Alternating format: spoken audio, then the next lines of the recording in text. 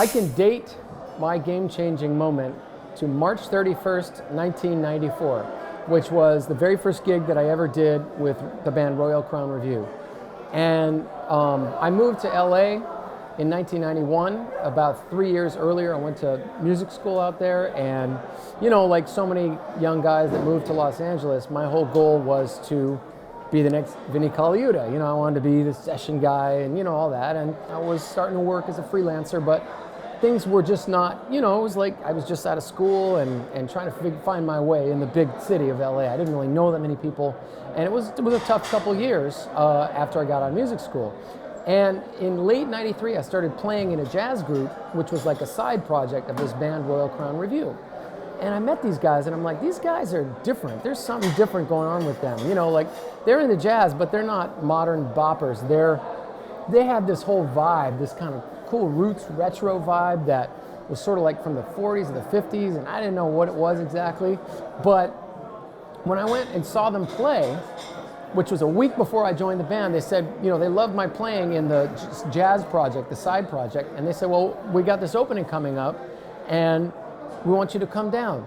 So I went to this club, the Derby, which was, was sort of the ground central of the swing resurgence of the 90s, and it was just starting to happen at that point.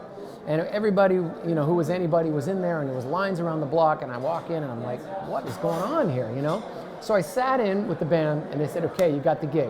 The next week was March 31st, 1994, and that's when I started. And it was kind of a rude awakening for me because although they were excited to have me in the band, I was bringing my Tony Williams chops and my, very modern jazz bop, post-bop chops to this band. And I realized pretty quickly on that what they were doing was something that I had never heard before. It was one part blues, but it wasn't like Stevie Ray Vaughan. It was rock and roll, but it wasn't like 70s rock. It was one part swing, but it wasn't like Benny Goodman's big band. And it was jazz, but it wasn't Charlie Parker. And so I started listening to the music that they were emulating, and I came to realize very quickly that there was this totally untapped world of music. I like to call it classic American music. It was swinging, it was dance music, and it was improvisation going on, but at the same time it was very different and not something that people knew much about, or that you heard much. And it was really cool. Like it rocked really hard, it was really danceable, it was like groove music, but yet kind of like jazz, After a few years, the more I got into it, then I wanted to really understand how you play these styles the right way, because the shuffles and the way that the grooves go down is very particular. And it's not something they teach you in sort of a modern music school. So I started interviewing the guys that had played on these records that were an inspiration to us. I started meeting them, becoming friends with them. I started doing all kinds of research. I would go searching and I couldn't find any instructional books or DVDs. I couldn't find anything about this music. So that's why I started just going to the source. And what I realized after a while is that this is an amazing story that needs to be told. So my whole trajectory of where I started out from, thinking I'm going this way, suddenly that date, my whole career went that way. And it's weird because that was almost 20 years ago. And in the intervening time now, I've written 4 or 5 books about drum history.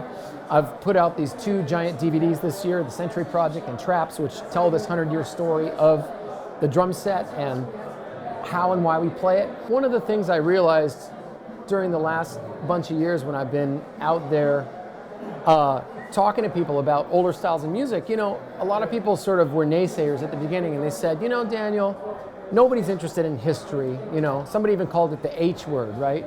And what I've learned is that it's not what you're presenting, it's how you present it. What I've found is that young people today, contrary to the conventional wisdom that kids have no attention span and they're not interested in this stuff, and kids today don't know anything from before Nirvana. When I do my clinics about all this stuff, they're like right there with me. They're totally into it because again, it's that passion. And so what I would say to younger drummers today is that you got to be open-minded. You got to be open-minded.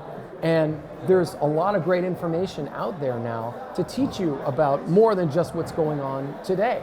I always tell people in my clinics, like if you're a fan of John Bonham, go listen to what John Bonham listened to. If you're a fan of Lars Ulrich or you're a fan of, Travis Barker, go listen to who they listen to, and you'll learn more about them. If you want to play like them, listen to who they listen to, and you'll become more like them. So, in a way, if you leave yourself open to styles of music that you think may have nothing to do with you or your history and tradition, you may walk away with something that's going to change your own game. That's going to change your life. You know what I mean? And it did me. I started out here, and I thought I was going this way, and I didn't know what I was doing. Every gig I could do, and suddenly this is what I locked in on. And when I locked in on it, it was like this is where I'm supposed to be. So for younger players, I would say you have the world at your fingertips right now. And what's great is we have so much information that we can draw from. Don't close yourself off to anything at all. Your game changer will come to you. You just have to be open for it.